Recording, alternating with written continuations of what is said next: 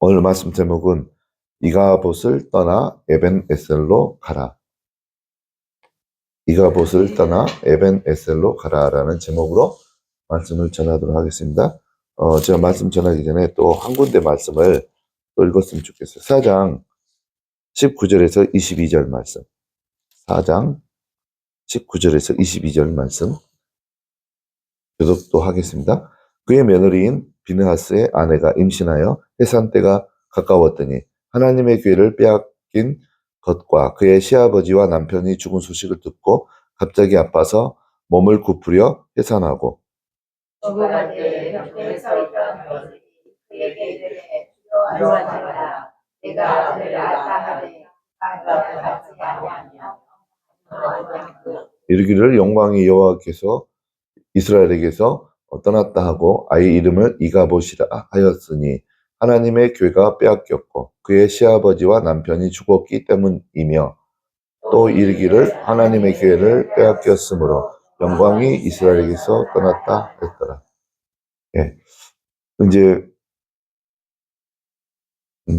사울 왕이 이스라엘의 왕으로 등극하기 전에 있었던 역사예요.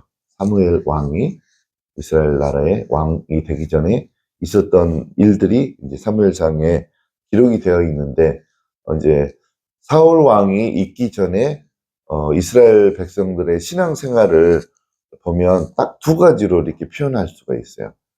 이가봇의 형태의 신앙생활을 하는 사람들, 그 다음에 예베네셀의 신앙의 생활을 하는 사람들, 이게 두 부류로 나눌 수 있어요. 그래서 오늘 말씀을 통해서 이가봇의 신앙생활은 어떠한 신앙생활이고 에베네셀의 신앙생활은 어떤 신앙생활인가. 그래서 오늘 말씀 제목처럼 이가봇에서 떠나 에베네셀로 가자. 이제 우리가 그런 마음이 오늘 말씀 통해서 강하게 있고 또 실제로 신앙생활이 에베네셀의 신앙이 우리 안에 있어야 될 줄로 믿습니다. 그러면 이가봇은 도대체 무언가? 이가봇은 엘리의 손자죠, 손자. 엘리 제사장의 손자. 비느하스, 엘리 제사장의 아들이 두 명이 있었잖아요. 홈니와 비느하스. 두 명이 있었는데 이 중에 누구의 아들입니까? 이가봇이. 7장에 4장 19절에서 22절에 읽었던 말씀에 나오죠. 비느하스의 아내라고 되어 있잖아요. 그래서 홈니와 비느하스, 엘리 제사장의 아들들인데 그 중에 비느하스, 둘째 아들 비느하스의 아들이 이제 태어났죠. 이가봇이라는 아이가 태어났는데 태어날 때의 이스라엘의 상황이 어땠습니까? 지금 사장을 보면 첫 번째 블레셋과의 전쟁이 있었어요. 전쟁이 있었는데 전쟁에서 막 지는 거예요. 처음에 4,000명이 죽었어요. 전쟁에서, 블레셋과의 전쟁. 그래서 이스라엘 군인들이 이거 안 되겠다 싶어가지고 여호와의 언약궤를 메고 전쟁터에 나타나는 거예요. 왜, 무엇을 바라고 언약궤를 가지고 왔을까요? 예, 언약궤가 오면 전쟁에서 승리할까봐 4,000명이나 죽었으니 이제 놀란 거죠. 그래서 하나님의 궤가 오면, 하나님의 궤는 하나님을 의미하잖아요. 궤가 오면 전쟁에서 승리할까 싶어서 갖고 왔어요. 전쟁터에. 그런데 전쟁, 예베네셀, 예베네셀은 이제 원래 지역 이름이에요, 지역. 예베네셀 옆에 이제 그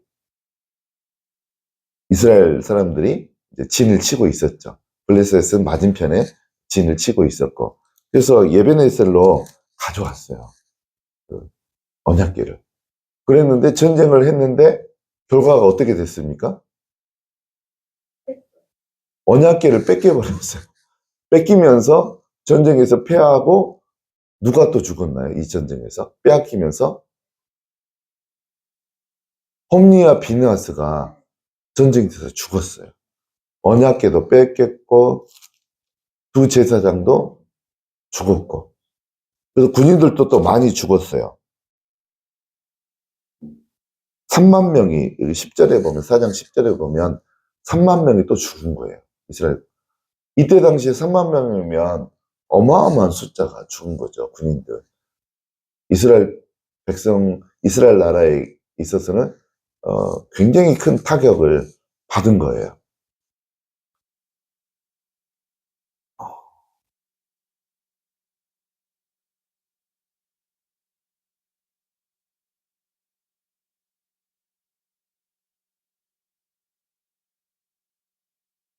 그래서 이제 이런 환경 가운데서 비느하스의 아들 이가봇이 태어났습니다.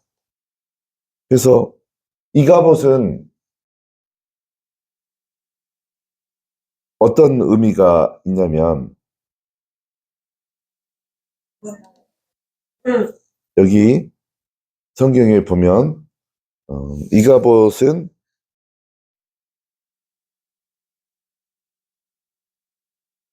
하나님의 영광이 이제 떠났다 그런 의미예요. 이가봇 14장 1절에 나오죠. 이가봇 하나님의 영광이 떠났다. 이가봇의 이름의 뜻이 그래요. 이가봇이라는 이름의 뜻이 하나님의 영광이 떠났다. 지금 이 말을 누가 하고 죽나요? 비느하스의 아내 엘리제사장의 며느리가 이 말을 하고 죽어요. 그래서 이가봇의 신앙생활을 하는 분들은 특징이 하나님의 영광이 없는 사람. 하나님의 영광이 없고 하나님의 영광을 다른 말로 하면 무슨 의미일까요? 하나님의 임재. 하나님의 임재. 하나님의 임재가 뭡니까? 하나님이 나를 만지시는 거죠. 하나님이 만지시는 거. 그리고 이렇게 신앙생활을 하면 하나님의 음성도, 살아계신 하나님의 음성도 들리고 내가 기도 생활을 깊게 하면 하나님이 나를 만져주시는, 하나님이 임재하시면 우리들이 몸으로 느낄 수 있어요. 불을 느낀다든가 전기를 느낀다든가 뭐 그런 현상들이 밝은 빛이 보인다든가 그런 하나님이 임재하실 때 느껴지는 게 있어요. 이가봇의 신앙생활을 하는 사람들은 이런 게 없는 거예요. 근데 무엇은 있어요? 전쟁할 때 뭐를 갖고 왔어요? 언약궤는 있는 거예요. 언약궤. 하나님의 말씀은 있어요. 말씀은 있는데 교회 가면 말씀이 있잖아요. 설교 시간에 목사님들 설교하는 말씀이 있잖아요. 말씀은 있는데 하나님의 영광은 없는 신앙생활이에요. 살아계신 하나님을 만나보지 않은 신앙생활. 하나님께서 나를 만지시는 그 놀라운 임재가 없는 신앙생활.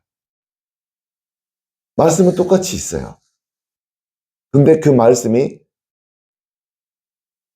본인들과는 전혀 상관이 없는 그 언약궤가 그 말씀이 나에게는 영향을 주지 않는 그런 신앙생활을 하는, 말씀이 잘못됐다고 할 수가 없고 무언가가 잘못된 거예요. 그게 이가봇의 신앙생활을 할 때 그런 일이 벌어지는 거예요. 그 다음에 이가봇에서 신앙생활을 할 때 어떤 일이 벌어졌습니까? 마지막에 결과가 뭐였어요? 블레셋과의 전투에서 패하고 빼앗겨 버린 거죠. 이사야 61장 1절을 읽어볼까요? 저는 이거를 영적으로 이렇게 해석을 합니다. 블레셋과의 전쟁에서 언약궤를 빼앗기고 사람들이 많이 죽고 이제 이런 것을 이사야 61장 1절로 해석을 할 수 있어요. 읽겠습니다. 여호와 영이 이르시되 여호와께서 하나님 자에게 아름다운 나를 통해서 마음을 상하자 그 자들을 자유하여 자에게 구원을 상하노. 이가봇의 신앙생활을 하는 사람들의 특징은 늘 마음이 상해 있어요. 그냥 상한 상태로 마음이 상한 그 상처를 안고 그냥 신앙생활 하는 사람들이 이가봇의 신앙생활 하는 사람들이에요. 그 다음에 포로되고 갇혀 있어요. 누구에게 포로됐을까요? 사무엘상 4장에 의하면 블레셋의 포로가 되는 거예요. 이제 어떨 때는 죽임도 당하고 옥에 갇히기도 하고. 근데 블레셋은 영적으로 어떤 존재일까요? 영적으로 봤을 때는 악한 영들이에요. 그래서 이가봇의 신앙생활 하는 분들은 악한 영들이 있는지도 몰라요. 근데 현실은 마음의 상처를 치유받지도 못하고 상처가 가득한 상태에서 신앙생활을 하게 되고, 악한 영이 있는지도 모르고 현실은 악한 영들한테 포로 잡히고 갇혀서 다 빼앗겨요. 가진 거 다 빼앗겨요. 전쟁에서 역대로 지금까지 보면 전쟁을 왜 일으킵니까? 전쟁을 왜 일으킵니까? 기분이 나빠서 일으킵니까? 그 나라에 있는 지하 자원이나 농산물이나 가축들이 탐이 나서, 석유가 탐이 나서 전쟁을 일으키는 거예요. 결국은. 그래서 전쟁에 지게 되면 다 빼앗기게 돼 있어요. 그래서 영적으로 이가봇에 사는 사람들은 악한 영이 있는지도 몰라요. 그런 세계가. 어떻게 보면 2차원적인 신앙생활을 하는 거죠. 말씀은 있어요. 예배도 있어요. 근데 하나님의 영광이 없어요. 하나님의 임재가 없어요. 그러다 보니까 영적 전쟁이 벌어지면 영적인 존재가 있는지도 모르고 다 빼앗겨요. 그래서 결국은 악한 영들한테 포로가 되고 노예가 되고 갇혀있고, 결국은 가진 거 다 빼앗겨요. 재물도 빼앗기고 자녀들의 신앙도 빼앗기고 가진 거 다 빼앗겨요. 건강도 빼앗기고. 그게 이가봇의 신앙생활을 하는, 이가봇의 수준에서 신앙생활을 하는 사람들의 특징인 거예요. 그러면 왜 사람들이 이가봇의 신앙생활을 하게 됐는가? 성경에 굉장히 자세히 다 기록이 되어 있어요. 4장에. 어떻게 신앙생활을 할 때 이가봇의 수준의 신앙생활을 하게 됩니까? 4장에 다 나와 있습니다. 2장에서부터 나와 있어요. 사무엘상 2장에서부터 자세히 나와 있어요. 2장 22절 읽겠습니다.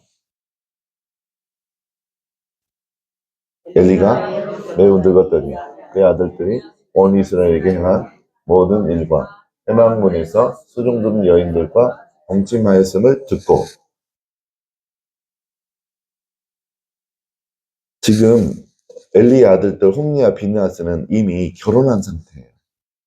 결혼한 상태인데 이제 성전에서 이제 제사를 한번 지내면 그릇에다가 피를 받고 마당에 뿌리고 이렇게 큰 도마 위에서 동물들 배를 갈라서 내장 꺼내고 살을 이렇게 분리시켜서 뼈는 또 버리고 살은 불태우고, 그러니까 이렇게 성전이 굉장히 오염이 돼요.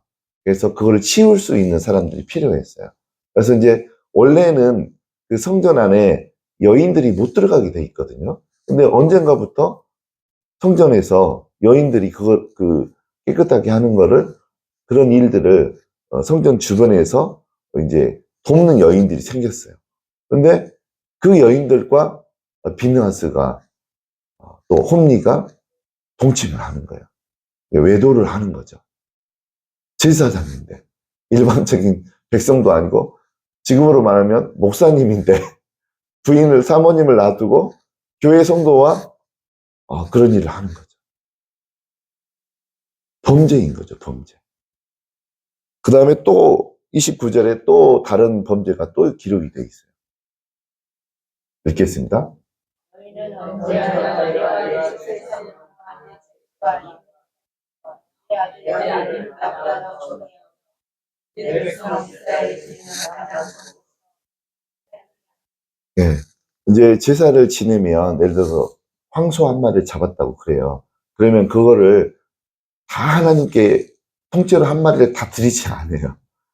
그 중에서 제일 좋은 부분을, 예를 들어서 넓적다리를 해서 하나님께 드리고 나머지 앞다리나 한쪽 넓적 다리는 그 백성들하고 제사장들이 나누어서 먹게 돼 있어요. 성경에 보면. 근데 성경에서는 제일 좋은 부분을 하나님께 드리게 돼 있거든요. 드리고 난 다음에 백성들과 제사장들이 나눠서 가져가는 거예요. 근데 홈리와 비느하스는 어떻게 했냐면 성경을 보면 딱 그 죄를 용서함 받기 위해서 어떤 백성이 황소를 한 마리 갖고 오잖아요.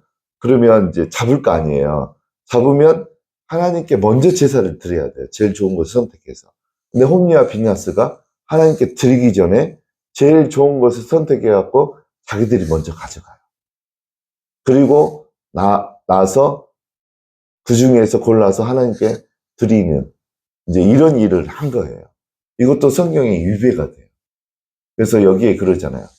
하나님께서 또 뭐라고 하냐면 이거를 가지고 30절 읽겠습니다. 30절.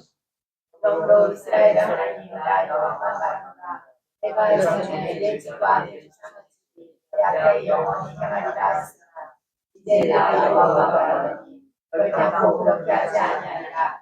나를 존중히 여기는 자들을 내가 존중하고 나를 가르치는 자들을 내가 존중하고. 네, 여러분들 그 인간적으로 생각하면 하나님께 제사 드리라고 정해 놓으신 법칙이 좀 이해가 안 될 때가 있어요. 하나님께 그 제사 지낼 때 레위기 19장, 20장, 21장에 보면 뭐 예를 들어서 순양을 하나님께 바칠 때 어떤 양을 바치라고 돼 있어요? 흠이 없는.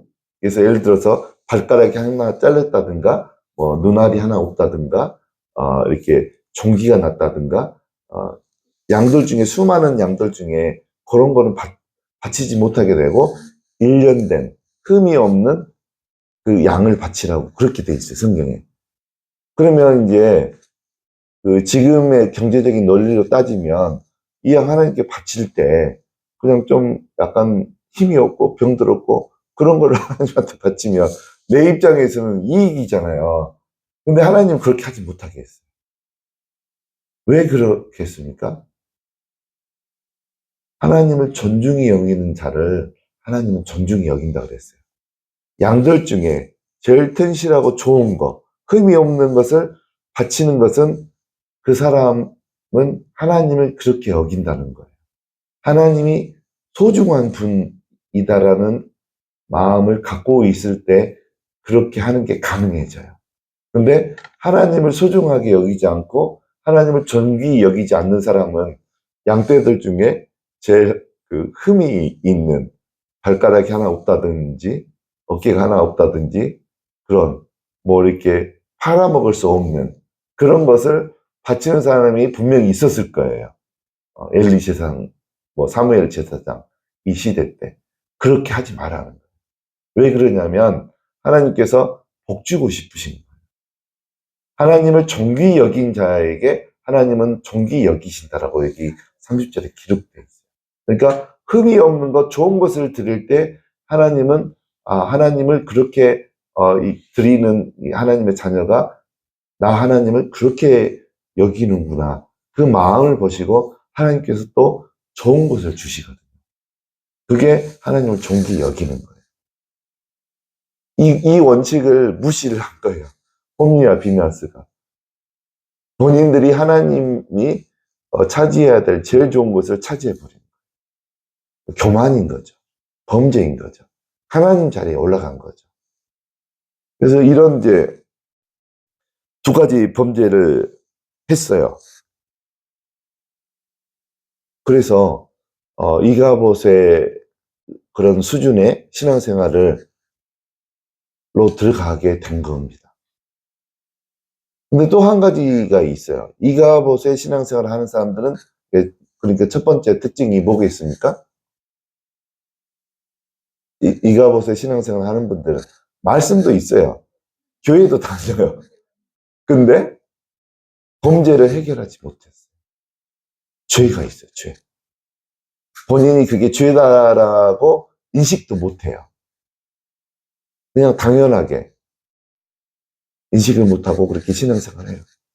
죄를 그러니까 죄를 갖고서 신앙생활을 하는 그런 신앙인들이라고 할 수 있어요. 이가봇에서 신앙생활 하는 사람들은.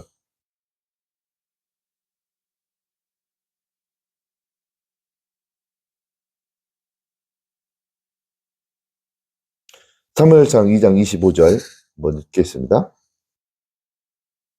2장 25절.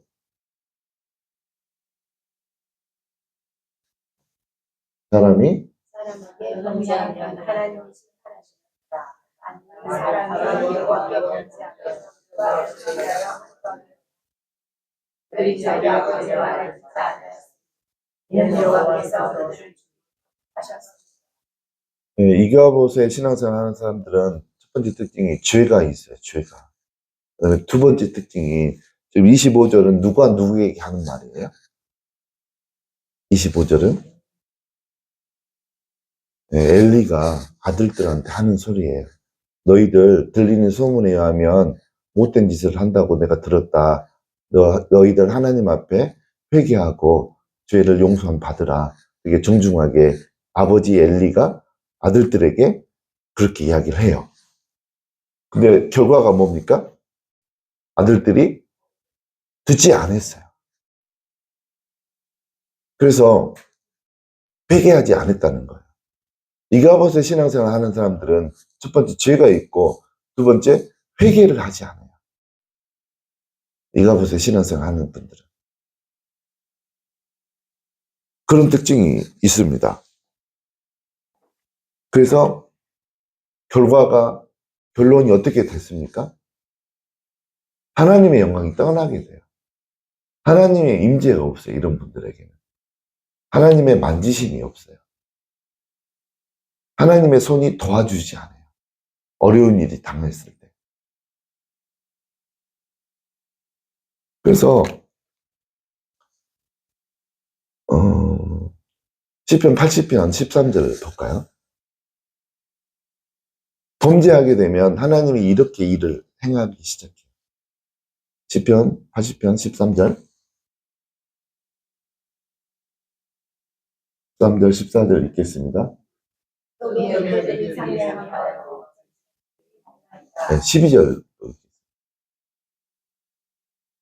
12절 13절 그래서 어찌하여 운항하고 하시사 길을 지나가라고 것을 따르게 하셨나이까. 숲속의 멧돼지들이 상하며 성경에서는 분명하게 여기 시편 80편 12절 13절도 그렇게 나오고 이사야 5장 4절 5절 6절에도 이 말씀이 똑같이 반복이 돼요.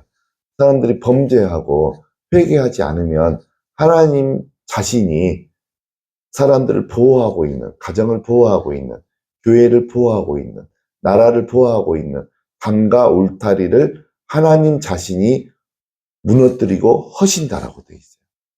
그러면 누가 와서 그것들을 열매들을 따먹나요? 여기에 보면 멧돼지들과 들짐승들. 이거는 영적으로 보면 악한 영들이에요. 악한 영들. 범죄하면 이런 일이 벌어져요. 그래서 다 빼앗기게 되는 거예요. 지금 엘리 제사장 시대에 이런 일이 벌어진 거예요. 아들들 때문에. 아들들의 죄와 회개하지 않음으로 인해서 울타리가 무너진 거예요. 그러니까 어떤 나라가 쳐들어왔나요? 블레셋이 쳐들어온 거예요. 그러니까 영적으로 보면 멧돼지들과 들짐승들이 블레셋 군인들이었어요. 그들이 와서 34,000명, 두 번의 전쟁을 통해서 34,000명의 목숨을 잃은 거예요. 군인들. 열매라는 것은 목숨이 될 수도 있고 돈이 될 수도 있고 농산물이 될 수도 있고 가축이 될 수도 있어요. 자녀들의 신앙이 될 수도 있고. 우리가 범죄할 때 하나님께서 울타리를 직접 허신다라고 되어 있어요. 이런 일이 벌어져요. 그리고 결국은 무엇을 빼앗겼습니까? 언약궤. 언약궤는 하나님의 임재, 하나님의 영광을 의미하거든요. 그것을 빼앗겨 버렸어요. 그래서 우리는 이가봇의 수준에서 신앙생활을 하면 안 되는 거예요. 그래서 하나님이 그걸로 끝이 나면 안 돼서 이제 누구를 보냈습니까? 이스라엘 나라에 사무엘 선지자를 보내셨어요. 그래서 오늘 본 이제 다시 7장 5절부터 사무엘이 이제 이스라엘을 다스리는 이제 모습이 나와요. 사무엘이 이제 엘리세 사장의 뒤를 이어서 이스라엘 백성들을 이제 이끌 때 사무엘은 제사장뿐만 아니라 어떤 왕의 역할까지 했어요. 또 선지자 역할도 했고 왕과 제사장과 선지장 이 삼종직을 다 이렇게 역할을 했던 분이 사무엘 선지자죠. 이 사무엘 선지자가 이제 그 리더로서 권위자로서 이스라엘을 다스리기 시작할 때 첫 번째 한계에 있어요. 미스바로 다 모이라고 그랬어요. 미스바라는 동네로 도시로 모이라고 그랬어요. 그래서 이스라엘 백성들이 모이게 되죠. 그래서 모일 때 첫 번째 한 거가 있어요.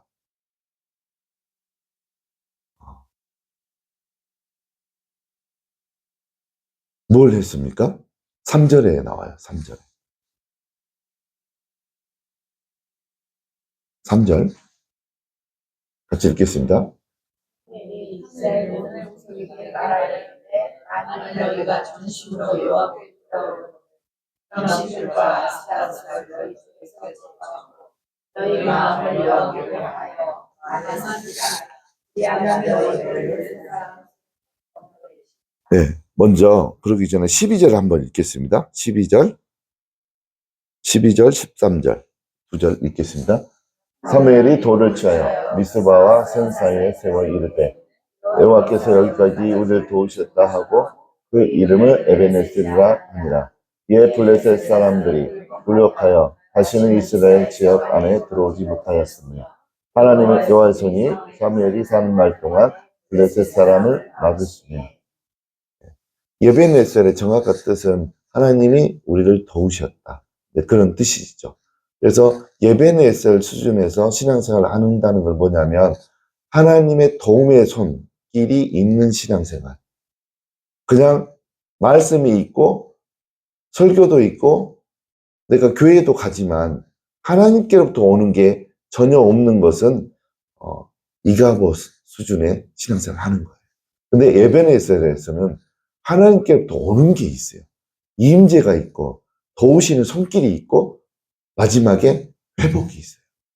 여기 14절에 보면 빼앗겼던 땅 가드와 에그론 그 도시들을 엘리세한테 다 빼앗겼던 도시들이에요.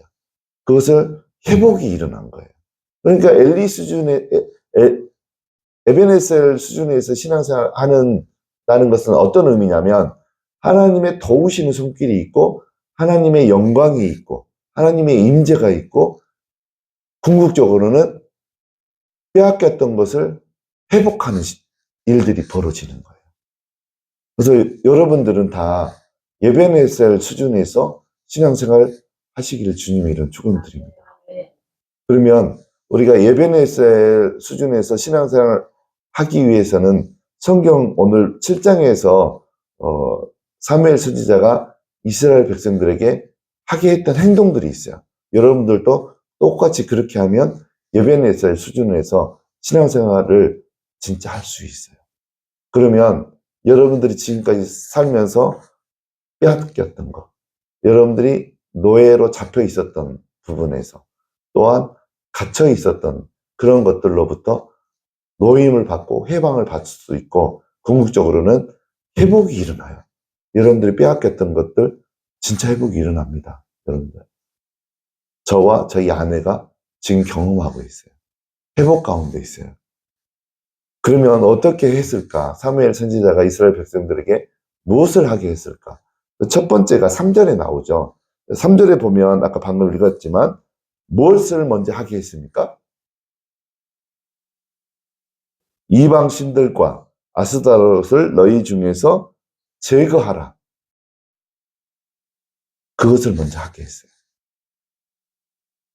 이방 신들과 아스타롯을 원래 가나안 족속들이 섬기던 신이었어요. 바알과 아스타롯.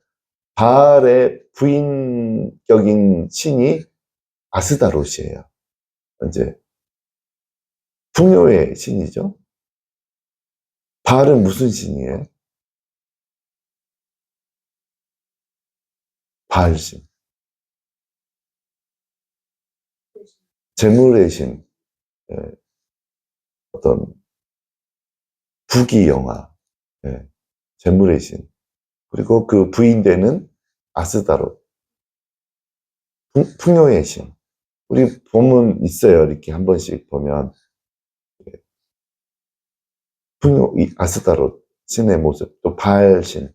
저희가 이스라엘에 이스라엘의 박물관을 간 적이 있어요. 이제 성지설에 가가지고 보니까 저희는 바알 신이 그 뭐 예를 들어서 우리 초등학교에 있었던 뭐 이순신 장군 상이나 당군 신상처럼 큰 줄 알았어요. 근데 바알 신이 크기가 굉장히 다양해요. 요만한 것도 있어요. 박물관에 실제로 엘리 제사장 때 이제 그 발굴된 그때 쓰던 바알신의 신상이 있는데 요만한 것도 있고 요만한 것도 있고 요만한 것도 있고 다양하게 있어요. 근데 대부분은 갖고 다니면서 성계교에서 이만한 것들을 이렇게 만들어 가지고 바알신으로 이렇게 섬겼던 것들이 이스라엘 박물관에 있더라고요. 국립박물관에. 그래서 있는데 그런 이방신들, 바알신이라든가 신상, 아스라롯 그 신상들을 깨버리고 부서뜨리고 제거하는 그것을 요구를 했어요. 여러분들 에베네셀 수준에서 신앙생활 하려면 먼저 이거부터 해야 돼요. 우상 숭배를 여러분들이 발견해내고 거기에서 벗어나야 돼요. 그러면 여러분들이 뭐 나는 교회를 다니는데 나하고는 상관이 없겠지. 안 그래요. 저는 신앙생활 열심히 했을 때 방언도 받고 열심히 했는데 하나님께서 하루는 너가 우상숭배한다라고 내가 우상숭배한다라고 말씀으로 지적해 주셨어요. 말씀 묵상할 때. 그래서 하나님 앞에 하나님 내가 무슨 우상 난 절에도 안 가고 어디 뭐 이상한 데 안 가는데 무슨 우상숭배가 내 안에 있다고 하십니까? 그러니까 하나님께서 말씀으로 하나님보다 더 사랑하는 것은 우상숭배라고 감동을 주셨어요. 그래서 곰곰이 생각해 보니까 몇 가지가 있는 거예요, 제 안에. 그때 결혼하기 전이었는데, 제가 이제 시골에서 올라올 때, 이제 직장 구하기 위해서 한 2년 정도 서울에서 공부하고 좀 시간을 보냈어요. 그럴 때 이제 제가 다 아르바이트하고, 이제 그 의식주를 다 해결을 했죠. 결혼할 때도 저희 집에서 지원받은 거는 하나도 없어요. 그냥 제가 직장 다니면서 저축해 놓은 거 가지고 결혼식 올리고 또 이제 방을 얻고 그렇게 했던 거죠. 그래서 방도 반지하에서부터 시작했어요. 저희는. 그래서 제 마음 가운데는 항상 어떤 마음이 있었냐면 빨리 자수성가해야 된다. 이제 그런 마음이 있었어요. 그러면 이제 보통 자수성가할 때 제일 빠른 방법이 뭐가 있습니까? 신앙인들도 뭐 많이 그렇게 하죠. 투자를 하죠. 어떤 거가 제일 빠릅니까? 부동산이죠. 그래서 이제 제가 살 때 등산을 가면 항상 지도책 큰 거를 갖고 다녔어요. 이제 부동산 중개인들이 그 번지수까지 나오는 지번까지 나오는 그 지도책을 갖고 다니면서 산에 올라가면 어디에다가 집을 투자하면 좀 돈이 되겠다. 그래서 상계동에 그 수락산에 올라가면 앞에가 아파트가 쭉 펼쳐져 있잖아요. 바로 눈앞에 보이거든요. 거기 뭐 주공 뭐 13단지, 15단지, 14단지, 저희가 12단지에서 살았어요. 그래서 항상 가면 어디에 투자할까? 그리고 이제 토요일 되면 그 모델하우스 개관하잖아요. 그러면 서울에서 모델하우스 개관하면 다 돌아다녔어요. 뭐 오류동, 개봉동, 광명시 이제 그랬었어요. 결혼하기 전부터. 결혼해도 그랬고. 그래서 내 마음 가운데 그런 빨리 자수성가해야 되겠다. 부동산 투자를 통해서. 근데 하나님께서 그거가 우상숭배라는 지적을 하는 거예요. 그래서 하나님께서 그거 분명히 우상숭배라고. 그래서 잔학계나 부동산 어떻게 하면 재산을 불릴까? 그 생각이었어요. 근데 하나님께서 그거 우상숭배라고 하시는 거예요. 그래서 그날부로 그 지도책을 정리했어요. 그리고 등산을 가더라도 투자하려고 이게 올라가는 게 아니고 이제 건강을 위해서 이제 올라가게 됐어요. 여러분들은 우상숭배가 있지 않습니까? 하나님 아닌데 다른 것을 의지하는 것도 우상숭배예요. 우리는 하나님만 의지해야 돼요. 하나님을 최우선으로 생각해야 돼요. 내 안에 제일 사랑하는 거, 그게 우상이에요. 하나님을 제일 사랑하는 게 제일 바람직하겠죠. 하나님 다음으로 사랑하시기 바랍니다. 사랑하시더라도. 근데 어떤 분들은 자식이 또 우상이 된 분들도 있어요. 또 남편이 우상이 된 분들도 있고.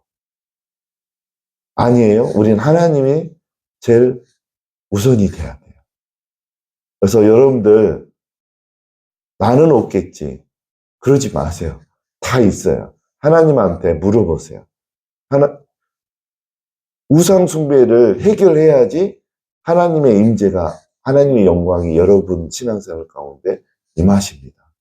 하나님의 만지심이 시작이 일어나요. 여러분들에게. 많은 사람들이 이가봇의 신앙생활을 하고 있어요. 왜 그러냐? 우상 숭배 그거 하나를 해결하지 못해서 그래요. 없다라고 생각하거든요. 본인들은. 근데 하나님 말씀 앞에 서보세요.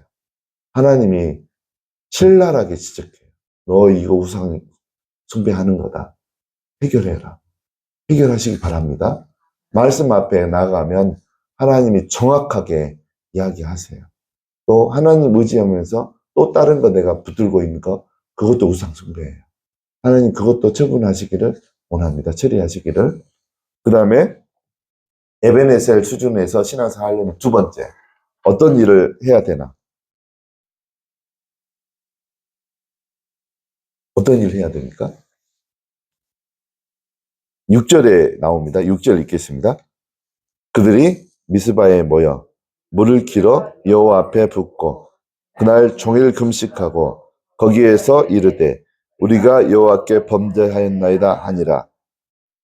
사무엘이 미스바에서 이스라엘 자손을 다스립니다. 여기 6절에는 뭐 하면 될 것처럼 나와요?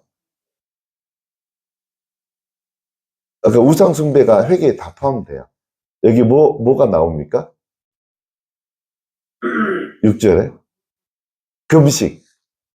그러면 금식하면 자동으로 에베네셀 수준의 신앙생활을 하는가? 여러분 40일 금식해 보셨어요? 저는 이제 3번 해봤거든요. 그러면 영적 수준이 이렇게 막 올라갈까요? 뭐 올라갈 수도 있겠죠, 뭐. 근데 그런 금식을 말하는 게 아니에요. 영적으로 해석을 해야 돼요. 육체적으로 금식하면 자동으로 에베네셀 수준의 신앙생활을 하는가? 그건 아니라고 봐요. 영적인 의미를 살펴봐야 돼요. 금식은 영적인 의미가 뭐냐면 하나님이 기뻐하지 않는 것을 끊어내는 것이 금식이에요. 이게 어떻게 보면 우상 숭배를 내가 이렇게 제거하는 것과 연결되어 있는 거죠. 금식한다는 거. 하나님께서 기뻐하지 않는 것을 끊어내는 거예요. 뭐 예를 들어서 내가 신앙생활 하는데 저녁에 좀 기분이, 항상 나는 저녁마다 기분이 안 좋아서 저녁마다 나는 맥주를 좀 마셔야 돼. 그런 것도 하나님이 안 기뻐하세요. 그리고 나는 좀 이렇게 바닥을 좀 쳐야 돼. 뭐 이렇게 조그만 걸로. 그래서 나는 한 일주일에 한 번씩은 화투를 좀 해야지 기분이 풀려. 고스톱을. 그런 것도 하나님 안 기뻐합니다. 아무튼 하나님 앞에 끊어내야 되는 거. 그러니까 여러분들 잘 살펴보세요. 하나님, 내가 끊어내야 되는 게 뭐가 있습니까? 하나님께서 그러면 질문을 하나님한테 하면 하나님이 정확하게 가르쳐 주실 거예요. 내가 끊어내야 될 거. 그게 금식인 거예요. 그거가 있을 때 하나님의 영광이 돌아와요. 우리가 빼앗겼던 것들을 다시 회복하는 일들이 우리 신앙생활 가운데 있어지게 되는 거예요. 그래서 첫 번째가 뭐라 그랬어요? 우상숭배를 해결하는 거. 두 번째가 금식인데, 금식과 회개는 같이 가요, 보통. 금식할 때, 니느웨 사람들이 금식하면서 뭘 했어요, 결국은? 회개한 거죠. 하나님을 믿지 않았던 것을 회개한 거죠. 또, 포로들 잡아서 잔인하게 죽이고 고문했던 거. 그런 것들을 회개한 거예요. 니느웨 사람들이. 그러니까 여러분들이 금식하면서 회개할 때 여호와의 영광이 다시 돌아와요. 에벤에셀의 수준의 신앙생활을 하게 돼요. 그 다음에 세 번째 해야 될 것. 9절에 나옵니다. 9절 읽겠습니다. 사무엘이 젖먹는 어린 양 하나를 가져다가 온전한 번제를 여호와께 드리고 이스라엘을 위하여 여호와께 부르짖으매 여호와께서 응답하셨더라. 여기 보면 뭘 해야 될 것 같습니까? 네, 맞아요. 부르짖으면서 기도하는 것이 있어야 돼요. 부르짖으면서. 그래서 이가봇의 신앙생활을 하는 사람들의 공통적인 특징이 부르짖어서 기도하는 그런 기도가 없어요.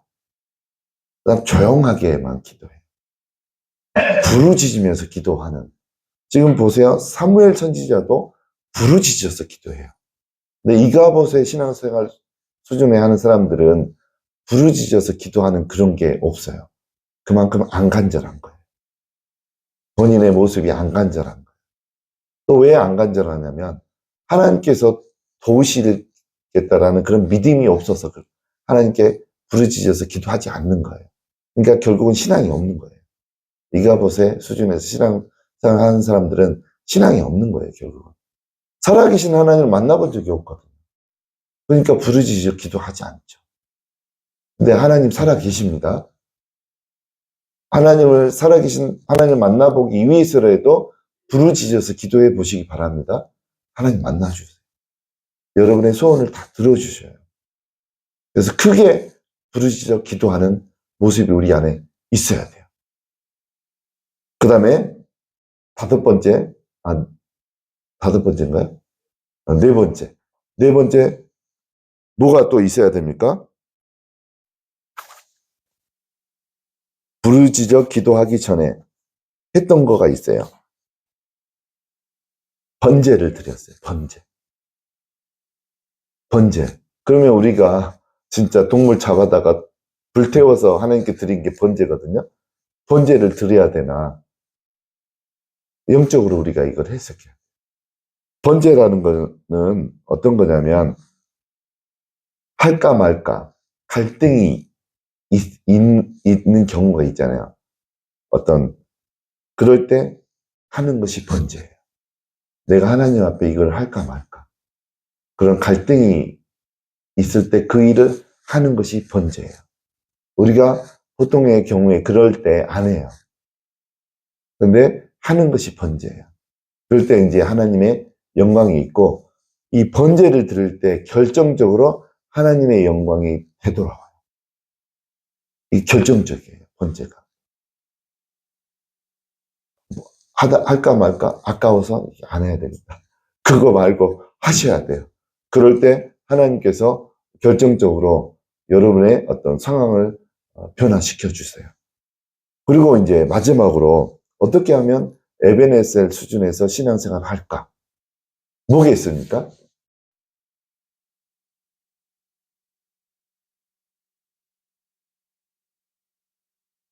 이거는 여러분들 생각해 보세요. 에벤에셀의 수준에서 하나님의 영광을 경험하고 임재를 경험하고 성령의 기름 부심을 경험하고 그러려면 이거는 반드시 있어야 돼요. 다섯 번째죠.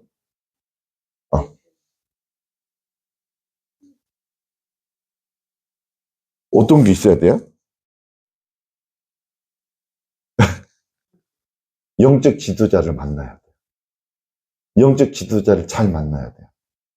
이가봇의 수준의 신앙생활 할 때 영적 지도자가 누구였습니까? 엘리 제사장이었어요. 그러면 에베네셀의 신앙의 수준이 누구였어요? 사무엘이었어요. 어떻게 보면 우리가 영적 지도자, 리더를 만나는 게 결정적이에요. 여보세요? 여러분들 목적이 이끄는 삶, 그 책 보신 적이 있으세요? 이따만에 두꺼워가지고, 커가지고. 저희 이제 예전에 평신도 때 다녔던 교회에서도 그 책으로 했어요. 그 책이 수백만 권, 수천만 권이 팔린 베스트셀러예요. 미국에서만 팔린 책이 아니에요. 한국에서만 해도 굉장히 많이 팔렸어요. 그 책 누가 썼습니까? 릭 워렌 목사님이 썼잖아요. 어떤 교회 목사님이에요? 그분이? 어디 교회예요? 한번 네이버 한번 해보세요. 그 교회 굉장히 대형 교회예요. 근데 그분의 아들이 어떻게 된지 아세요? 막내 아들? 권총으로 자살했어요. 권총으로. 계속 자살 시도 몇 번 하고 그랬는데 릭 워렌 목사님이 그 심리 상담가, 전문가, 박사학위 받은 그 사람에게 아들을 맡겼어요. 상담을. 근데 처리가 안 됐어요. 그래서 결국은 막내 아들이 권총으로 자살했어요. 영적 지도자를 잘 만나야 돼요. 특히 어떤 영적 지도자를 만나야 될지 아세요, 여러분들? 여러분들 영적 지도자가 대형교회 목사가 꼭 뛰어난 영적 지도라고 할 수가 없어요. 여러분들 잘 분별해 하셔야 돼요. 영적인 세계를 모르는 사람들은 엘리트 사람들. 영적인 세계. 릭 워렌 목사님도 영적 세계를 몰랐던 분이에요. 대형교회 목사님이긴 하셨지만 죽음의 영이 자기 아들을 죽게 만들 줄을 몰랐던 거예요. 그러니까 영적 세계를 몰랐던 분이에요. 그런 아들 가운데 죽이려고 하는 죽음의 영을 쫓아내줬더라면 아들이 자살 안 했어요. 그러니까 우리가 잘 분별해야 돼요. 엘리 제사장들, 지금도 많죠. 엘리 제사장들이. 그런 분들은 영적 세계를 모르는 분들이에요. 근데 대형교회는 할 수 있어요. 근데 블레셋과의 전쟁에서 여지없이 패배할 수밖에 없어요. 아까 제가 블레셋은 영적으로 누구라고 그랬습니까? 악한 영들이에요. 악한 영들을 이렇게 압도할 수 있는 그런 신앙의 힘이 없는 거예요. 영적 세계를 모르고 또 결정적으로는 엘리 제사장들에게는 어떤 게 없어요? 결정적으로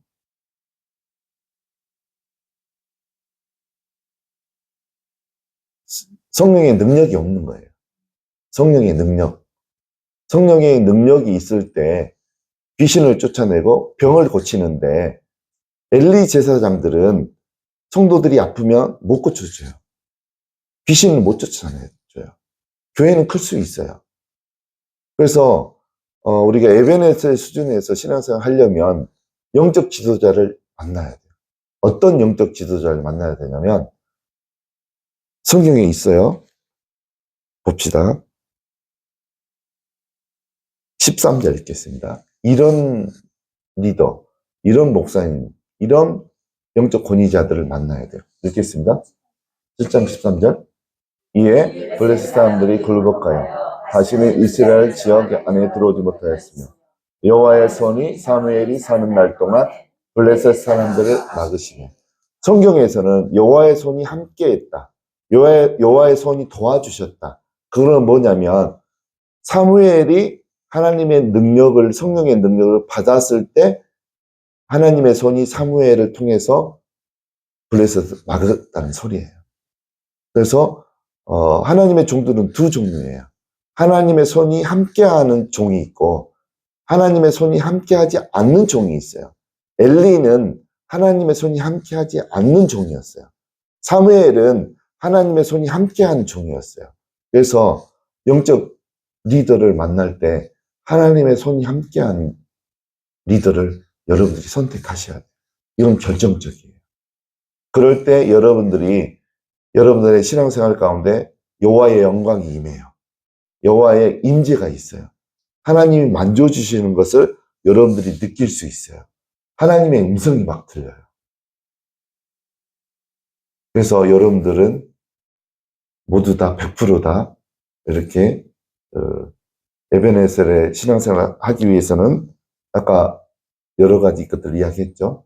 그렇게 해서 여러분들이 날마다 하나님의 영광을 경험을 하시고 임재를 경험하시고 여러분들에게 속삭이시고 여러분들의 몸을 만져주시는 그런 몸을 만져준다는 게 이상한 게 아니에요.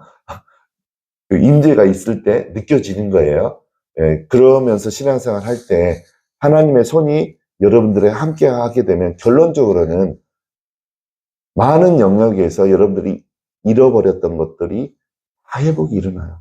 그래서 결론적으로 신앙생활이 행복한 신앙생활을 할 수 있게 되는 거예요. 그게 에베네셀 수준에서 신앙생활 하는 겁니다. 그래서 하나님의 영광과 임재와 손길을 여러분들이 느끼면서 행복한 신앙생활을 하기를 주님의 이름으로 축원드립니다. 기도하고 또 통성으로 에베네셀 수준에서 신앙생활을 하기를 여러분들 하나님께 구하셔야 돼요. 그러려면 내가 무엇을 해야 됩니까? 하나님 말씀해 주시면 내가 100% 다 하겠습니다. 하나님이 찍어내라고 하는 거 내가 찍어내겠고 제거하라고 하는 거 다 제거하겠고 하나님 그만두라고 하는 거 내가 그만두겠습니다.